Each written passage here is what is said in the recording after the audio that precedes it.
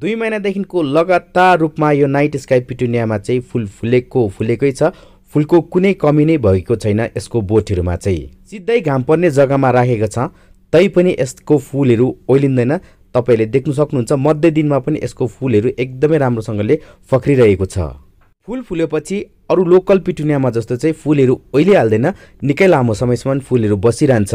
फुल फुलिसकेपछि dead heading चाहिँ गरेको गर्नुपर्छ। यसमा फुल फुलेको हुन्छ। अरु पिटुनियाको भेराइटी भन्दाखेरि यो चाहिँ एकदमै हार्डी छ, साथै केयर पनि एकदमै सजिलोसँगले गर्न सकिन्छ। एकदम लो मेन्टेनेन्स पिटुनिया प्लान्ट हो। 15 दिन 20 दिनमा एकपल्ट लिक्विड फर्टिलाइजर दिनुपर्छ। यसमा पिन्चिङको पनि झन्झट छैन, आफै ब्रान्चिङ भएर यो बुसी भएर यसमा धेरै मात्रामा फुल फुल्छ। फुलको प्याटर्नहरु पनि त्यसै दामी हुन्छ। यसमा फुलहरु नियालेर छेउबाट हेर्दाखेरि चाहिँ प्रत्येक फुलमा नै डिजाइन अर्कै हुन्छ। तपाईले राम्ररी हेर्नु पर्यो भने चाहिँ यो जुन चाहिँ थोप्ला छ, कसैमा बेसी हुन्छ, कसैमा कम्ती हुन्छ, कसैमा अलिक ठुलो, कसैमा अलिक सानो हुन्छ।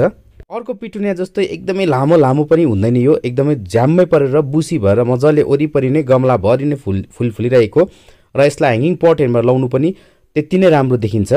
छोटकरीमा भन्नु पर्दाखेरि चाहिँ पिटुनियाको भेराइटी भरिमा चाहिँ यो पिटुनिया चाहिँ सर्वगुण सम्पन्न छ।